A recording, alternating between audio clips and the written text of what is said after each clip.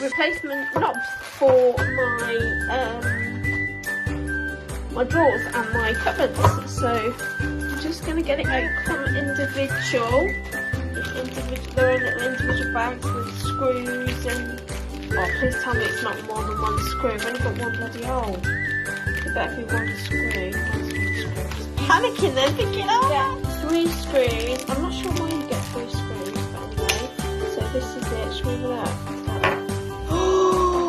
Oh, look at them. Ooh. Oh, they're gorgeous. So they're going on there to replace them then. I've finally done it. So I've worked it out. So you get 3 screws. The reason being is because they're different sizes depending on the size of your drawers.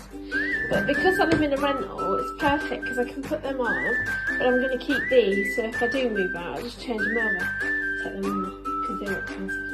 Well, they weren't that expensive to be fair. I think they were $18.99 for 10. Something like that. Under £20. But I'll pop a link up in case you want them yourself. So I'll do the rest of them.